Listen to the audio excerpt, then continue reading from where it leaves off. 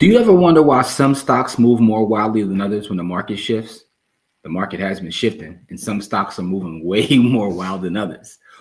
We're going to talk about that today when we talk about what is beta. But welcome to the Sunday Finance Church, brought to you by the Black Wealth Rebels. My name is Jimmy.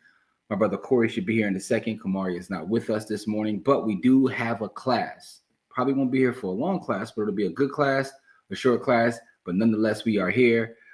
Waiting for members of our village to join us here as we talk about what is beta. Something that you definitely should look for as a metric, as an investor, as well as a trader, right? So not just when you're trading on a day-to-day basis, but when you're making long-term investments, it's still important to understand what the concept of beta means and what is beta. For those folks who are here, let me always say, my brother Don's in the building. What's up, Don? Don, how are you, man? Listen, man, Kamari won't be here this morning, but Corey should be here in a couple seconds. By the way, I was hanging out with Kamari last night, man. Let me tell y'all about this dog, man. So we went to a show last night, and this dude tells me, he says, yo, I need you to be there at 6:30. So obviously I wasn't going to be there at 6:30 because he's late to everything. So he's late to everything. So I said, I'm not going to be there at 6:30. So I didn't even leave my house to 6:30. We went to see Eric Roberson. So it was myself, my wife, him and his wife. We went to see Eric Roberson. So I get there, I get downtown about 6:45. It's like 7:20. By the way, the show starts at 7:30. He's still not there. Dude got there. I also want to put this on the record. So when he comes back and watches this, he sees me telling the truth. He got there at 7:27 for a 7:30 show. Yo, he's out of control. Completely out of control. But that's not what we're here to talk about today. We are here to talk about beta. Let me share this out with everyone in the village so we can get our folks here. But all right, so what's up, man? My man Don is out here living good, man. That's what's up, Don. Hey, listen, man.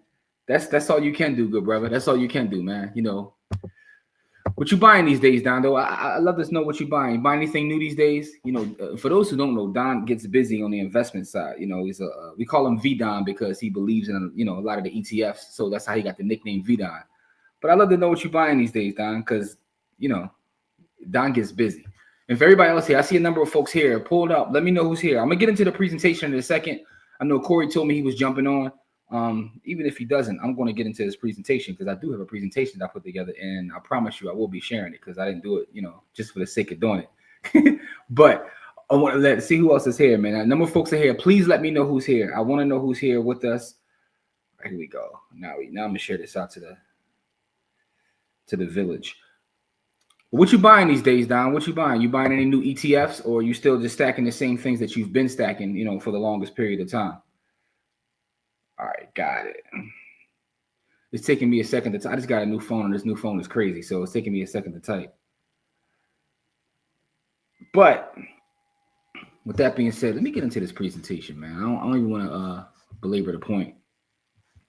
So who we got here? We got Jay Sims here. Jay Sims says, yes, right. Yeah, you'll get whatever gonna happen. Y'all gonna get this presentation. I definitely did. I definitely, put it together. So it's going down. It's going down. Don said, open a few positions in Duke Energy, Costco, and SMH. Interesting.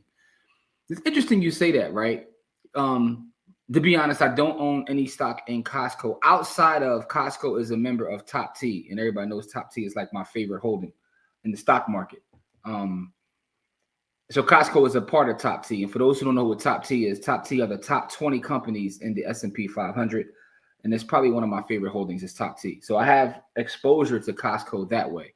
But I'm bringing this up because no matter what metric I use, and we're going to talk about, a metric this morning. We're going to talk about beta. But no matter what metric I use, the different analysis that I use, Costco always pops up on all these various screeners, all these different formulas and models I put together. They always pop up as a top company. They pop up more than other companies that people would assume would pop up, right? Like the Microsoft, the Apples. No, Costco, no matter what metric I use, and that's what makes it interesting, right? So they are a very well-run company. I'm saying all that to say, so why won't you buy stock in Costco? I got exposure through Top T. I don't like to buy a lot of individual companies per se. So I'll just keep my exposure through Top T, but I think it's interesting that you brought up that Duke Energy I haven't really looked into. I understand what you're going to do with SMH, that's the chips and all that. So I get it. But it's interesting that you took a position in Costco because Don is also someone who specializes in ETFs, right? Getting a basket of companies as opposed to buying one specific company. So there's something that you must have saw in Costco too for you to open up a individual position in Costco. And Duke Energy, what was it about? If you don't mind me asking, what is it about Duke Energy? Yeah, that's also interesting. Jason says that Costco is known for treating its customers and employees well, right? And sometimes in business, people feel like they have to squeeze every penny out of their customers and just work their employees to the bone. And everything that you read about Costco, never worked there, don't know what it's like. I haven't even been to Costco that many times. I've been to Costco like one time. I'm a Sam's Club boy, just because there's no Costco close to me. But matter of fact, I need to find what is the closest Costco to me. But anyway, but anything you read about Costco, it talks about how it's always one of the best places to work. Their customers love Costco, and but their numbers are amazing as well. So interesting, man. It's always interesting to see because everybody like flocks to tech. But there are still a lot of solid companies that have great books that are not in the tech sector. So don't sleep on companies not in the tech sector, right? Because everybody is so enamored with these tech companies that we're missing out on a lot of great investment opportunities by just focusing on tech all day long. Good morning, Lorraine. How are you? Good morning. Hope all is well. Let me put this on the page real quick, and then I'm going to jump into the presentation. I don't know where Corey is, but it's all good because I'm going to start. And, like I said, y'all going to get this work because I put the work into making it. Let me see. All right. So what did Don say here? Don says Duke was more of an energy dividend play. Okay. All right. And I'm glad you said that because part of what we're going to talk about today is various type of plays as we talk about what is beta, because that's what it's about. Adrian, what's up, Adrian? How are you? Good morning. All right, I'm going to get started. And if Corey jumps on, he jumps on. If not, don't matter. Y'all can get this work anyway. But I do want to talk about what is beta. So let me get the presentation started. So what I want to talk about is understanding beta. And this is investing as well as trading, right? So the question is, do you ever wonder why some stocks move more widely than others when the market shifts? Because when the market shifts, you'll have some companies that are just drastically going up or down, whatever that may be, depending upon what the shift in the market is. Beta is the key to understanding this relationship. This measures how a stock moves compared to the overall market. And this fundamental concept helps investors manage risk and build more effective portfolios. So the thing about it is, as I said already, this can be used not just for someone trading. Traders look at beta, but also someone with long-term investment decisions that they have to make. Because when you're building a portfolio, as Don just talked about him buying Duke Energy as a dividend play, right? When you're building a portfolio, you're looking for different things within your different holdings. If I am buying like a high-flying tech company, I'm looking for one thing versus buying something that's stable with more of a dividend play, right? What's interesting about this is yesterday was the last day of our 2025 Buy the Hood ownership camp, this was our best camp that we've ever done. It was our 11th camp overall, but this was our best camp we've ever done. But one of the things that we do during the camp is week one, we talk to the students and we ask them about their favorite companies and, companies that they would want to invest in, because those are always two different answers, like their favorite company. Then when you ask them about companies they want to invest in, they're thinking about not what's my favorite, but what makes money, right? And then after we go through the 5 weeks and they get all the lessons, they learn about the stock market, they learn about real estate, they learn about budgeting, they learn about credit, they learn all these things. On the last day, we asked them the same question to see if it changed, if there's any sort of shift in the companies that they would have picked from week one. And it's always a shift because now they have more information, they have more data. Some people want to get dividends. But one of the more interesting things is the idea of buying something that has a lot of growth left versus something that's stable, but you just want to, because you're so conservative, you're so worried about losing money that, you want to buy something more conservative. And sometimes it's not even about the dividend. It's just about that fear of loss is so great that you don't want to take the risk, but with higher risk comes higher reward, right? It's still based on data, still based on research. So this is why it's important to understand what beta is, right? Because beta will tell you how that company will fluctuate. And depending upon what you're looking for, that can be very important. So Dina says, just started a position in XLV. Figured there may not be much more downside. Nibbling on it for now. Okay, all right, that's dope, right? So that's another ETF out there for those who don't know. Another basket. So let's see what XLV is trading for now. And let's see. And for those who don't know, XLV is the healthcare, right? So she's buying the entire sector of healthcare. All right, 131. Okay, nice. All right, so XLV is a nice play. I know J&J is one of the bigger holdings in XLV, but let's keep it moving with the presentation, about beta. So what is beta? Beta is a numerical value. It indicates a stock's volatility relative to the market. So most of the time we use the S&P 500 as a gauge of which way the market is moving. The market itself, right? So S&P, the market itself has a beta of 1.0. So that's our baseline. Anytime that we're looking at beta, the baseline is always 1.0. And that 1.0 is represented by the S&P 500. So this measurement helps investors understand how much a particular security might move in relation to the S&P 500 or the broader market. So this is critical insight for, constructing your portfolio. So the actual mathematical formula for this is beta is the covariance, right? Divided by variance.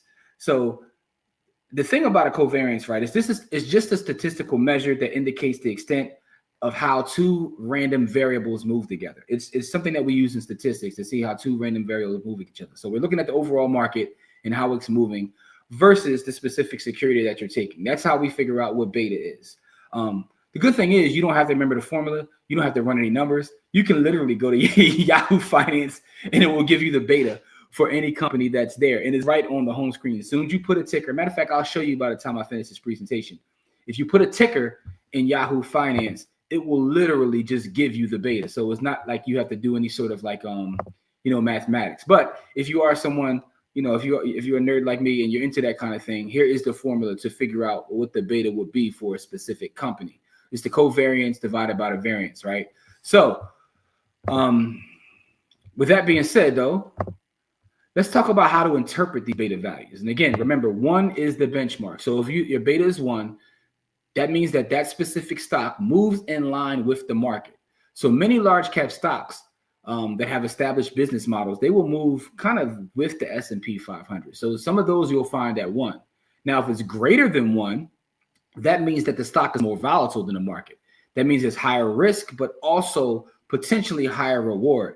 A lot of times you'll find this within the tech sector, as well as big growth companies, right? And what's interesting about watching this play out is Apple used to have a crazy beta, but over time, as they become more established and they become not the super high tech growth company, but the more established company, what you'll see their beta decreasing, making this one closer to 1. It's still above 1, obviously, but it gets closer and closer to 1 as time goes on and they become a more established company. Does that mean there's not a lot of growth left in Apple? Only time will tell. I don't try to predict things like that, but they're not growing as fast as they once were, which is why the beta is decreasing. Now, if you have a beta that's less than 1, that means that the stock is less volatile than the market. It's more stable, and a lot of times those are defensive plays. When you see people buy things like utilities, right, or consumer staples, or something like a Duke Energy, right? I don't know what Duke Energy's beta is, but I would just without even looking, I would say that it's probably less than 1, or maybe slightly above 1, but I would say that it's probably less than 1.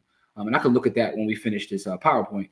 But if you have a beta that's less than 0, that means the stock moves opposite the market direction. So this is often found in hedging assets. So something like that will be like a gold mining stock or an inverse ETF, where it will be less than less than 0, for example. So sometimes you'll find things that are less than 1 that are stable, but if it's less than 0, that means that it's going the opposite direction of the market. So a lot of for majority of our lifetime, that has been gold. People use gold as a safe haven. So when the market is falling down, gold will then have an inverse relationship to the market. So that's represented on the stock market by GLD, as well as maybe some gold mining stocks. People will buy the mining stocks as a play for gold as well. But historically speaking, that has been what people use to kind of hedge their portfolios against the market. But what I find interesting are the companies that are less than 1. They're above 0, but less than 1. Because those companies are the companies that tend to pay a higher dividend. They tend to be more established companies. Like I said, a lot of those consumer staple companies that you'll find in that specific realm. So with that being said, let's keep it moving. Like I said, I'm not going to be here long, but I do want to make sure that I give a good representation of what beta is. So you can use this as risk assessment. So this will help gauge potential price swings and volatility, allowing investors to match investments with their risk tolerance, right? Everybody has a different risk tolerance. So this is why it's important to understand who you are as an investor as well as a trader, because just because your cousin or even someone like me, you see talk about what they buy, doesn't mean that you should buy it. You have to understand your risk tolerance. Some people cannot stand to have something drop, right? It really bothers them to their soul. I've had investments drop 60%. Listen, I had Bitcoin drop from 60 to like 20 on me. Didn't matter. I just kept buying, right? Because I believed in my analysis and I believe in data. Some people can't stand that. They get physically sick. I've seen it. People get physically sick. I remember back in '08 when the market was like tanking. I listen, I'll tell you a true story. I knew someone who I admired, one of the mentors in the market. I thought he was going to jump out of a window, right? He was, almost lost his family, his house, everything. So he was going through it. So the thing about it is people have a different emotional response to watching their stock go up and down, right? So a lot of times when the market is booming, and we've been in a crazy bull market for those who don't know, this is time frame I'm giving is over the last 10, 15 years. Everyone is excited when the market goes up. That's the other thing about beta, which is very interesting to me as well, right? Because you see a lot of the things that happen, say on Wall Street bets and people chasing these meme stocks, all those things have crazy high beta. Those things are cool when everything's going up. But to me, what makes a great investor isn't someone who's able to make money when the market goes up. What makes a great investor to me is what do you do when the market goes sideways or when the market falls, right? And I know a lot of people who got into investing over the pandemic and they're not even into investing anymore. Now they I go on their timeline and they're in the church now. Like they've got completely away from it because everything's not going straight up like the way it was during the pandemic. So the fact is, when you look at someone who can be in this game for a long period of time, build wealth for their families, they have to understand what their specific risk profile looks like, right? Even with me and Corey, we have different risk profiles. He's willing to take risks that I just won't take, right? Because I want to have some sort of balance. So expected returns. If you have a high beta, that means higher potential returns during bull markets, but bigger losses during downturns. And you have to understand that. So when you're looking at the beta of a company, you say, okay, if the market is going one way, I'm going to make this, but just be careful in understanding that if it goes the other way, you can lose more, right? And what tends to happen is you'll lose faster than you gain. So portfolio construction, right? This enables strategic balancing of high beta and low beta stocks to manage an overall portfolio. My brother Don was in the chat. As we were talking, he was talking about the various companies that he's buying. And, Don knows what he's doing. So him constructing a portfolio, he said he bought Duke Energy for a specific reason. He's balancing it out.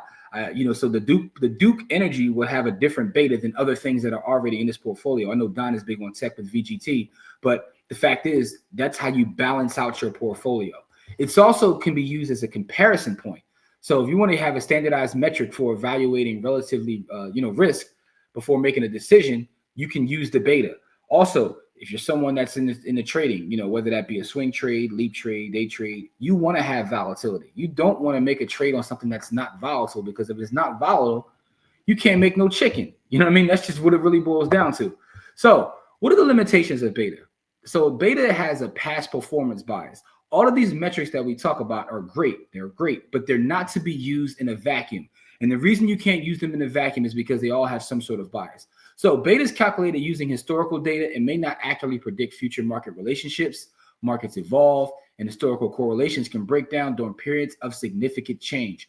Let's just say, for argument's sake, you have a company that has low beta, an energy company or whatever, and they discover a whole new energy source. I'm pretty sure they will boom. But all we have are, past results, but they cannot predict the future. By the way, anything I say here, by the way, is not investment advice. It's for educational and informational purposes only. We're just talking right now about what is beta. So beta also doesn't measure all risk. Beta ignores company-specific risk, industry disruptions, regulatory challenges, black swan events. So it doesn't look at every metric. Because, again, things can just pop up, right?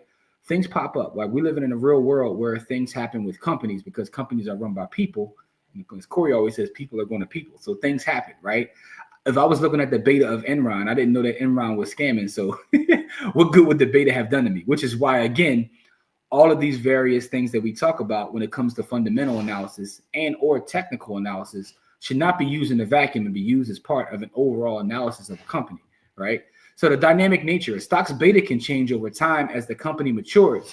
The company may alter its business model, or as market conditions evolve. What was once a high-risk stock may become more stable as it grows, right? I talked about watching Apple, right? Watching Apple is something that's been interesting to me over my lifetime, because I remember Apple was the startup, well, not necessarily a startup, but they had that startup energy. It was more about the creatives. They used to run those commercials like the Apple versus Windows, right? And now Apple has kind of become, what they made fun of. They are the big boy in the room, so to speak, for lack of a better term. And pause that, because talk about big boys in rooms and whatnot. So with that being said, here's some real world examples of beta, right? So again, remember, our baseline is 1. Our baseline is 1. So if you have a 1 as a company, that means you move in line with, say, the S&P 500. Let's look at Tesla. Tesla is more than 2 times as volatile. Tesla, and this numbers, by the way, I updated these numbers. When I wrote this presentation a little while ago, the numbers were a little bit, actually, Coke was a little bit higher, and Tesla was also. So they changed a little bit, but still, they're still more than 2 times higher than market, which means they are extremely volatile, which is why Tesla is one of those stocks that people love to trade, because it's so volatile. There is a lot of money to be made by trading Tesla, whether that's up or down, right? Whatever your analysis tells you. But they are extremely volatile, way more volatile than the overall market. On the flip side, Coca-Cola is less than 1. It's not as volatile as the market at all. It's a company that's matured. I mean, to me, Coca-Cola is damn near like a bond. It's not a bond, but the reason I say it's damn like a bond is because it's not going to go but so far, right? It's not going to go but so far up, so far down. It's pretty stable. It's a stable investment. It does pay a dividend. A lot of people invest in Coca-Cola for said dividend, and also just because it's stable. They don't want to have the risk of losing money. So if I don't want to have the risk of losing money, would I rather put my money in Tesla or Coca-Cola, right? If I'm conservative, I'm going to the Coca-Cola side with a beta of 0.45, which is less than 1. Now, if I got more of a YOLO spirit and I'm trying to run the bag to the moon, I'm going to go with Tesla because I'm looking at that volatility. It's not saying that one thing is right and one thing is wrong, but you have to know your specific risk profile as an investor and or trader.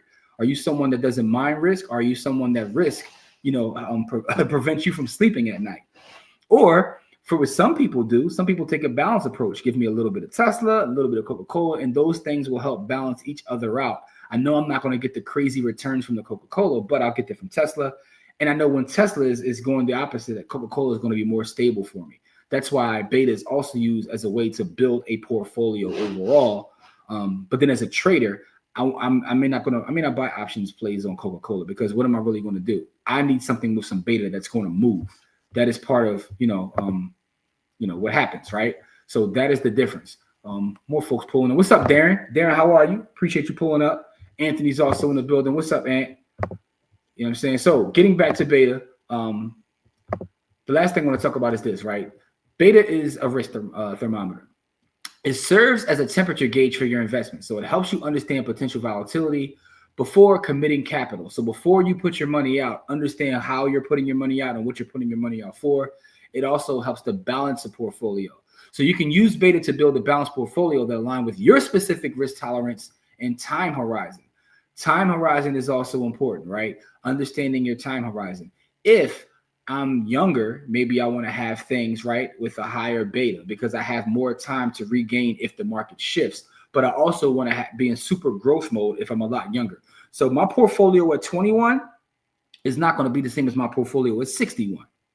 So as I approach retirement age, or I'm getting up there, what have you, because retirement, by the way, is not an age, it's a number, but I digress.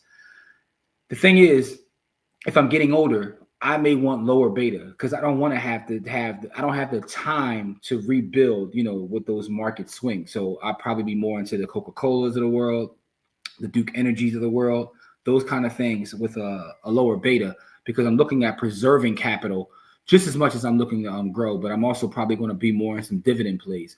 Because, by the way, companies that pay a dividend tend to have a lower beta, right? Because most of the time when a company pays a dividend, they're a more mature company that's more stable, and based on their balance sheet, they're able to pay a dividend. If they're not mature and not stable and they're paying a dividend, that could be a red flag too, by the way. So again, balancing your portfolio. We already talked about that ad nauseum, so I'm not going to really jump into that, but it's just one piece of the puzzle. So while valuable, Beta should be one of the many tools in your investment analysis toolkit, not the sole decision maker. So understanding beta helps you anticipate how your investments might perform in, different markets. The thing is, if you're a member of the village, and if you're not a member of the village, please join the village by going to blackwealthrebels.com, and you go into the section specifically for our folks that are paid members. If you go into the section that says Options 101, we went over a lot of the different pieces of fundamental analysis. There are also some on technical analysis, and that's something that we're building up over time. So we'll pretty much hit every metric eventually, and give different strategies, give different screeners and things of that nature, because you don't want to use, in a vacuum. Now, you also don't want to be someone who's looking at 11 different things. You want to figure out what are the certain things that work for you as a trader and or investor, and this is the model that I'll create. My model might be a little bit of beta, like it might be a little bit of, charting and looking at the candles. It could be a couple of things. I don't want to have, look like I'm launching rockets. I open my computer and I got, 75,000 different metrics that I'm looking at.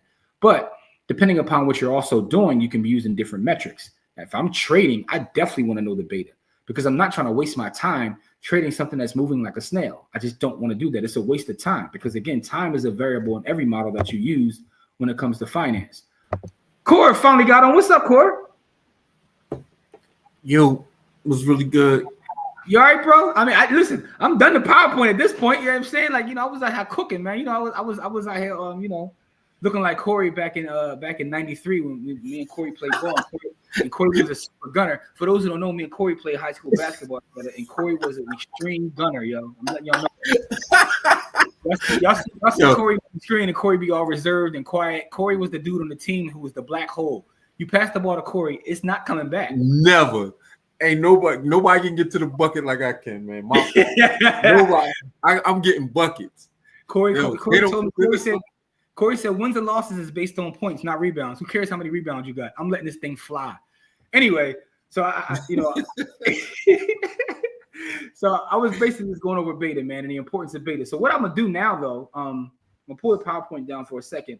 I want to look at a couple of different betas. I'm gonna pull it up on Yahoo Finance and talk about how, although I gave you the formula, and for those who don't remember the formula, if you want to get into some real nerdy type stuff, that's the formula right there. The covariance of the stock market divided by the variance of the market. That's the formula. But we're in 2025, right? And we're blessed to be in 2025. So let me show you what you can do these days. Makes it a lot easier, right? Let's go. Hold on one second. Let me pull this up. Let me pull up Yahoo Finance. I got Tesla pulled up right now. You know what I'm saying? So here's Tesla, right? So now if I scroll down, literally, boom, there's the beta. It's giving you the beta right on the screen. You don't even have to do a bunch of work for it. So let's look at something like Duke Energy, right? Let's see. Don was talking about Duke Energy. What is Duke Energy's beta? 0.35, just as I suspected, less than 1, right? It's a more stable company. So it's not going to have that fluctuation that something else would. But here's what it also has too. That dividend. It got that nice little dividend right there. You know what I'm saying? Which is what Don said, right? It's how Don knows what he's talking about. Don said, I did this as a dividend play. Now, Core, what is something that you think is also very volatile? Look at Riot. Ooh, let's see. Riot. 4.58. So for those who remember, our benchmark is 1. Tesla is 2.4. Riot is 4.58. So that gives you an indication of, you talk about volatility. There's some volatility for your A. You know what I'm saying? There's some volatility right there. 4.5. 4.58 is the volatility. Now, again, this is just telling you how things move, right? What is the volatility of that holding? What is the volatility of that holding? Again, gold, low beta, right, is less volatile than the market. I got one. Just look at this bad boy right here. Let's look at Palantir. 2.59. Palantir is more volatile than Tesla right now. Tesla's 2.4. Palantir is 2.59. So that right there is the great part about, like, we're in 2025. You don't have to do all the math. You can just go right to Yahoo Finance, get the beta, and then you know whether that's something that you want to trade. And then here's what I want you guys to do for those that have built the portfolio. Go through your portfolio and look at all your individual stock holdings. Go look at the beta. And some of y'all going to be shocked because some of y'all going to have nothing but stuff that starts at a 2, which means y'all got that YOLO spirit. Y'all have no balance in your portfolio. You have nothing that's going to ride the wave if things start to, go crazy. You got all Teslas, you got all Riots, you got all Palantirs. You super teched out. You know what I mean? And that's how a lot of folks' portfolio has been over the last like decade and a half because we've been booming. So folks are riding the wave. But the thing is, it starts to get, I was about to make I was about to use an analogy that I don't want to use. I ain't trying to be disrespectful, but the fact is, you got to be careful when the waves start to get real crazy. And sometimes that balance of having a Coca-Cola or a Duke Energy. What's my favorite other joint too, man? I like Exelon, man. Let's look up Exelon. What was it? EX. What's Exelon's joint core? EXE, I think. EXE. No, that's not. Here it is. EXC. EXC. I'm just interested in Exelon because for those who don't know, Exelon here in Philadelphia, they run our energy company, right? There's the beta there, 0.47, less than 1. But what they also got that divvy. They got that divvy. Look at Procter and Gamble. It's funny. Me and Corey was talking about this yesterday when he was talking about the one company he would buy. I'm like, I don't know what we squeezing out of there. Beta is 0.40. So again, Procter and Gamble is like it's stable. But again, it's like buying a bond. Like I may not make a lot of bread. My bread gonna be safe though, and I'm gonna kick off this income. So it's not to say that anything is bad or anything is good. It's just to say that there's different types of investments. So just understand that there are different types of investments as you're investing, man. So that's kind of what beta can be used for. Anybody got any questions, thoughts, concerns, or anything in the chat? Or what is a beta that would shock you? Or what's a beta that you'd be interested in? Here's the one I want to talk about. I talked about it during the presentation because historically, their beta has just been getting closer and closer to 1. Right now, Apple is at 1.2. Apple used to have a beta over 2. But as Apple matures as a company, you can see it in the company's culture. You can see it in how the companies run. I mean, listen, I got a new phone yesterday, Core, right? And I'm laughing because I'm looking at my iPhone. I'm like, yo, and I got the newest iPhone. I got the 16 Pro Max, right? So let me show you my phone real fast, Core. Let me show you how drawn this is, right? So I got the Fold 7, right? Look how thin this joint is. I'm going to give you an example. So here is the iPhone 16 Pro Max here, right? Look at the difference in this. It's actually thinner, right? The Fold 7 is thinner. Another comparison point. This is the S24 Ultra, right? And it's literally thinner. Now, what makes that interesting that it's thinner, and yes, I'm going somewhere with this, y'all. What makes it interesting that it's thinner is not just this, it's the fact that I can open up to a 8-inch tablet. It's 8 inches now, pause. They made it bigger. So it's thinner than all the other flagship phones that open up to a tablet. Now, why do I say that? Because I was looking at my iPhone, I was like, this is crazy that they were able, this is like a marvel of technology. I don't even know how they did this. But I'm looking at my iPhone and I'm like kicking it like a rock, like do something. Like, it's the same thing every year, right? The MacBooks don't really change that much. The iPads don't change that much. The company doesn't really innovate the way they once did. But when they were innovating and doing all kinds of crazy things, their beta, right, was at a higher place. They were growth. They're more of a stable company now. It's crazy to look at Apple as being the stable company.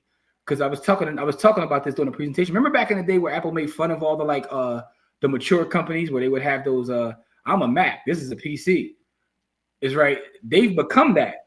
It's not a bad thing overall, though, right? Because in the process of them becoming that, they created a lot of value for the world and made a lot of people wealthy. But it's also a good thing. You know why it's a good thing too? Because some companies don't last long enough to become a mature company. A lot of companies aren't able to make it to that point. And again, there's still, to me personally, I still think there's value in Apple because, Apple is a religion. But getting to the beta idea of looking at the beta, you can watch that beta go closer to 1 as time goes on. So, a lot of the companies that were back in the day, the high-flying tech companies, like Google is almost a mature company. Let's look at Google's beta real fast and see what Google's beta is. And, then we'll come back and check this in the future video. But Google right now, let's see Google. Look at this beta, yo. 1. On the nose. Google's beta is 1. Ain't that crazy? It's not though, because Yo, you're gonna see that the established companies are closer. No, I get it, but I'm saying the fact that now Google is a company that's a quote unquote established company, right?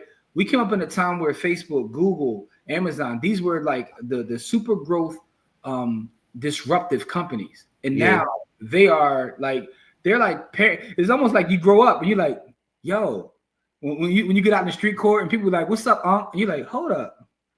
Damn, when I become Unc, and then look around like, damn, I am. Like, so that's our analogy. Amazon, Google, Apple, they Unc now. You know what I'm saying? They're not outside like they used to be. They Unc age. But it's interesting to watch a company mature to be that. Again, I think it's also a positive and a powerful thing that they are around to mature, because there are other companies. You know why their beta is going toward one though, right? Because they're in all of the ETFs. Mm-hmm. And so when you get into that's part of the maturity. That's part of the maturity. And so what happens is you become the standard. So when you move, the market moves. So it really is saying that you are the market mover when you are at one ish. You know what I mean? Because you're part of it, right? Because we have other ones that are in ETFs as well. Like Tesla's in a gang of ETFs too, right? But Tesla is still so volatile that because homeboy is wild. So it's kind of hard for them to stabilize. So it's just that these are becoming the mature companies, which is a beautiful thing to watch. But like they full Unc status now, man. You know, they've graduated. You know what I'm saying? They've graduated to to sweatpants and track sneaks. Like this is where they at. That's where they at with it. Google is Unc status, man. So you know what I mean? That's kind of what beta is, y'all. And you know, shout to Don for like, you know, giving us an example when we started. Corey, I know you missed that. Don was talking about his new holdings. I'll pull it back up. He said he got Duke Energy, Costco, and SMH is the newest things he's been buying. And he was explaining to us that the Duke was more of an energy / dividend play. And that's why I was using that as an example when you talk about something with the lower beta, but it still doesn't mean it's a bad investment. It's just that Don is building a portfolio. So Don knows what he's doing. And, you know, one way is to use Duke Energy as a dividend and energy play.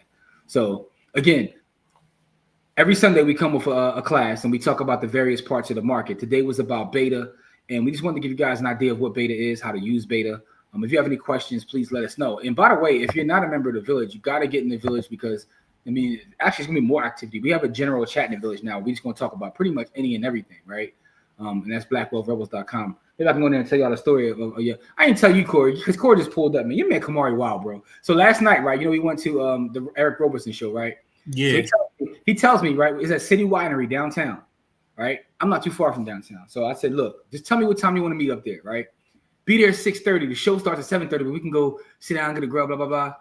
So I told my wife, I was like, I ain't going to no 6:30 because Kamari's not going to be there at 6:30. You know, she's like, no, but he said 6:30, so be there. He's not going to be there at 6:30. So I didn't leave my house a little bit after 6:30, right? Mm-hmm. I get down there, 7 o'clock. He ain't there yet, bro. Show starts 7:30. He came in the joint at 7:27. Mind you, he got the tickets, by the way. 7:27. Yeah. So I'm just putting that on the record. You know what I mean? So when he watches back, he sees that, you know, I'm letting the world know that he's late to everything. You know what I mean? Well, he wasn't late. He just wasn't early. No, he told me 6:30. So he was late. His own time. 7:27. But as an aside, though, the show was amazing. Yo, Eric Roberson is fire, bro. I got to give him that.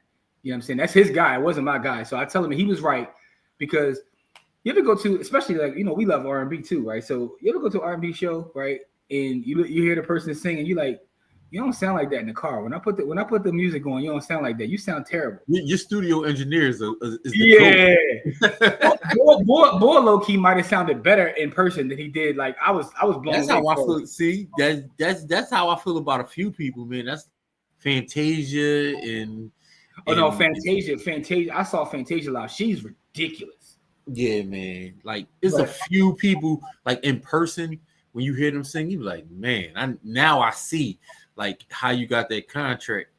Listen. One of the greatest voices I've ever heard live, right? To the point where I was like, she might not be human, yo. I heard Jennifer. I was at Jennifer Hudson's show. Jennifer Hudson. Jennifer Hudson is another one. She I was is like, another one. Her voice. It don't even seem real that she It's like you shouldn't be able to do that. With that what you're doing, you shouldn't be able to do that, right?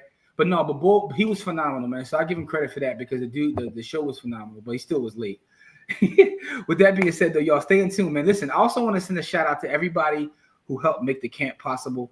I'll be shouting y'all out for the rest of the week because our 11th camp was our best camp yet, and what we're building in the future is only going to get better. We have a Saturday, like mentorship / just finance camp. Like we're going to do one Saturday every month. Trying to figure out when we're going to start it, October, November. But one Saturday, the first Saturday of every month, we'll be in the community. And we're going to do a class, and we're going to, play Monopoly. We're gonna be touching grass, man. Yeah. So yesterday was a crazy busy day. After our camp, we were actually in the community yesterday. At a church event, like speaking to the people, and I was laughing because Corey was talking to people and looking around. He was like, "Yeah, this is different than the internet. Like you get out and meet the people, and people be out here struggling." He's like, "On the internet, everybody got money, but when you get out in the real world, it's a whole different ball game, dog." So we got to spend more time out with the folks. So Saturday school is what we're calling it. It will be coming soon. So stay on the lookout for that. For those that helped make the camp a possibility, I want to say thank you again. We love you guys because we got more donations this year than probably any other year. And it helped. It helped us pay for the facility. We paid for catering. The kids won prizes literally every week. Like there are kids that walked out after the camp with a couple $100 to start their investment portfolio just based upon the generosity of our village. So I want to say thank you to all you guys. You made it a possible, and you changed lives. I got messages yesterday from parents who like, yo, my kid won't stop talking about what they want to invest in.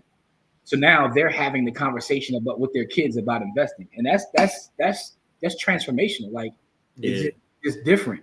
It's just different. The one of father hit me up. He's like, yo, all my kid want to do is buy Roblox stock now. We went from wanting to play Roblox to now he want to buy the stock because he went through the 5 weeks of the camp. And I'm like, that's what the camp is about.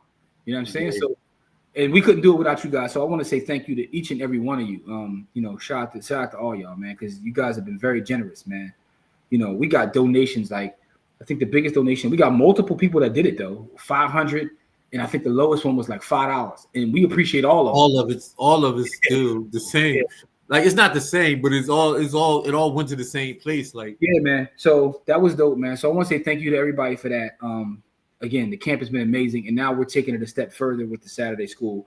So and we'll continue to build in the community. We have another community event for the adults, by the way, that should be coming up. We're looking at October 2 as well for our next cash mob. So one of the other things that we do in the community is we do a cash mob and a pod class where we go to a Black-owned business. We bring new customers to that business to introduce to a business they may never heard of. We do a live podcast recording. So we've done a number of those as well. Well, we've done 2 of those where we recorded a podcast. We've done cash mobs, but now we've added the pod class to it. So that's the other community work we do. So we got the thing for the youth and the thing for the adults, and we'll continue to have that happen. We want to say thank you, but we'll be back here on Wednesday for Wealthy Wednesdays, Friday, Freedom Fridays, and a Bitcoin giveaway every Friday. So pull up for that as well. And next Sunday, we're back here for another finance church. Have no idea what we're talking about. I know that Jamil's been asking us to do a REIT versus the actual real estate. And now that the camp is over, I'll have time to like write it out because I create these presentations and, I want to put some time into it. Don't want to just, half-ass. So shout out to Jamil. I'm going to work on that as being one of the next things that we do talk about REIT versus, physical real estate and the difference between the two and which one is actually better because you'll be surprised at my answer. Maybe you won't. With that being said, we love you guys. We appreciate you guys. Please stay safe out there. Any questions, hit us up, blackwealthrebels@gmail.com. If you're not a member of the village, join the village. More content dropping there. And the village is blackwealthrebels.com. So please go join the village. We love you guys. Stay safe. Black Queens forever.